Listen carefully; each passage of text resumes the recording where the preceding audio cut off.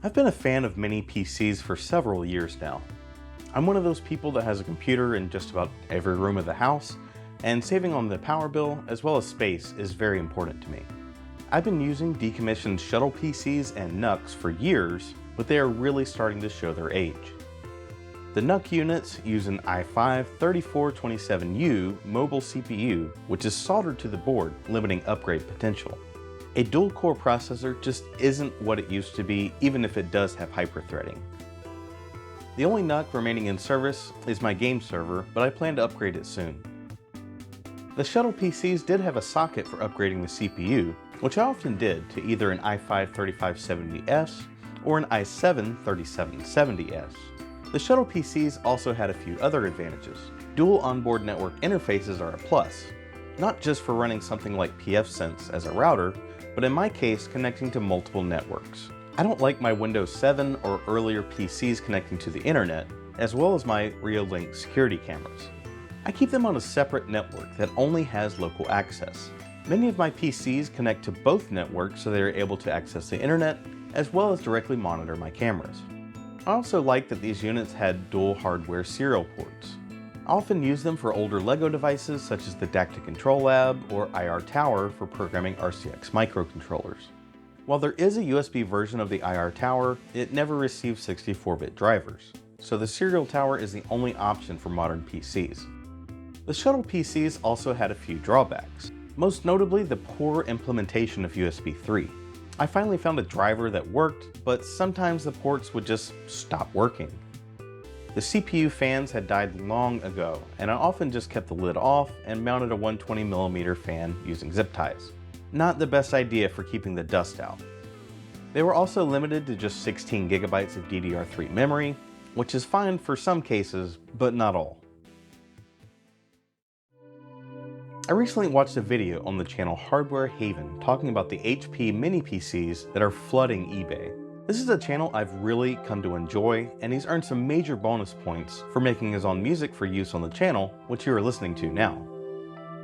His video inspired me to give these units a try and led to me replacing just about every mini PC in my house. I ordered an assortment of them from various sellers to see how they compared to each other and where they would work best for me. Let's take a look at them. Now, some may think it's a bit ridiculous to have a PC in the kitchen, and there's something I should tell you. There's two of them. I found an older mini PC at a thrift store a few years back and installed Windows XP. This is great for running older LEGO software, as well as playing some Sim Farm or LEGO Loco while I eat dinner.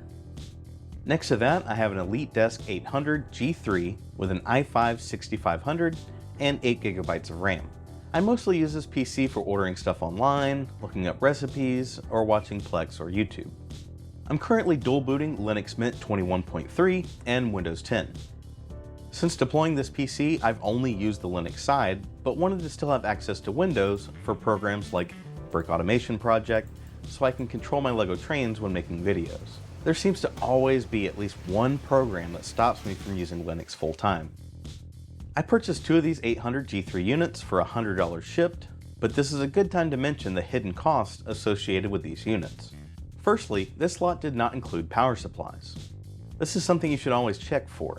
In my case, I ended up ordering a lot of 5 90-watt power supplies for $30 shipped that are compatible with all of the units I ordered.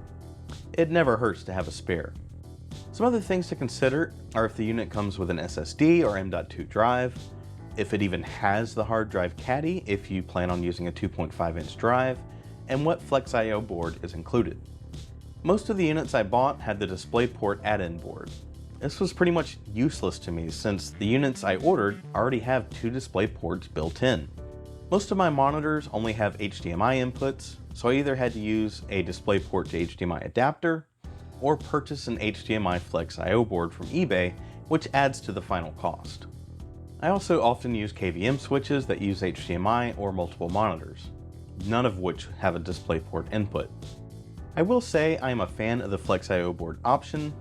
There are several to choose from, including the aforementioned HDMI board, DisplayPort, serial, VGA, as well as a few networking options up to 2.5 gig. Also, make sure not to order any bare bones listings. I can't imagine them being useful to anyone. Even if you have a CPU and RAM ready to go, good luck having a proprietary cooler on hand. Next, we'll look at my secondary PC, which is an EliteDesk 800 G4 with an i5-8500 6-core CPU. This unit cost me $108 shipped. I used a mount I found on Amazon to attach the unit to my desk. Again, we are dual booting Linux Mint and Windows 10. It's actually the same hard drive image I used for my 800 G3 units. This was something that was important to me. I like to be able to set up a hard drive image once and then clone it for additional units. In this case, I used a non-EFI install after having issues when using EFI. I have to run a few grub commands when using the fresh image, but it still beats installing Windows and Linux from scratch every time. This PC is mostly for watching YouTube and Plex, but is also used to view my security cameras, among other tasks. I also use Synergy or Barrier to control all the PCs on my desk from a single keyboard and mouse. Although I do have dedicated peripherals on custom keyboard trays. This PC is on a 2-port KVM switch, which I use to set up all the mini PCs. It was really nice to only need a small amount of desk space to get them all configured. It took me about 2 weeks to figure out all the quirks with these units, so this made it much easier. Next, we have an EliteDesk 705 G4 with a Ryzen 5 Pro 2400G in my LEGO room, which, yes, is always a mess. I only paid $78 including shipping, and this included a power supply.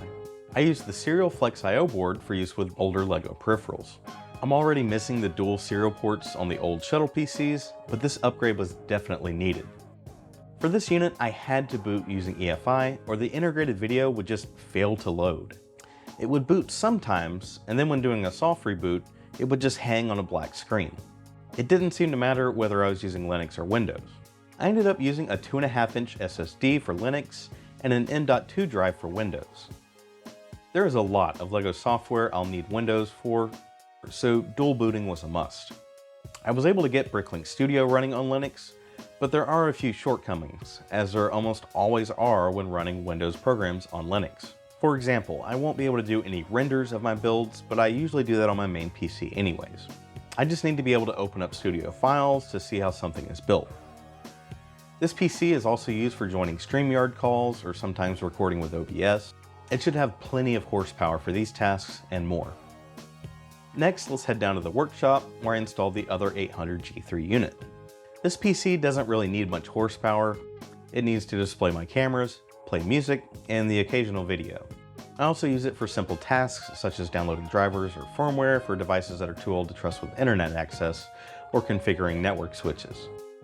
The last PC I'll mention isn't really an EliteDesk unit like the others, but its bigger brother, the ProDesk, specifically a 600G5 with an i5-9500.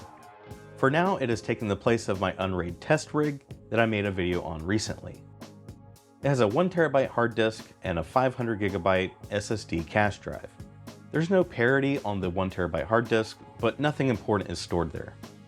I'm just playing with Docker images and VMs for now. It's where I tested a few Linux distros before choosing Linux Mint. If you made it this far into the video, feel free to subscribe, but I will say I really don't upload to this channel very much. I may do a more thorough home network tour in the future, but I'm not making any promises. My main channel is battery powered bricks, and it takes up most of my time. It's not really like most other LEGO channels. As you may have guessed, I tend to focus on LEGO electronics. This journey with the EliteDesk units was a lot of fun, and I wanted to pass along all the lessons I learned in the process. If you found it helpful, be sure to hit the like button and share it with a friend. I want to give another shout out to Hardware Haven for inspiring this video, offering his original music at a very low price, and allowing for its use on YouTube. Thanks to all of you for watching, and we'll see you in the next one.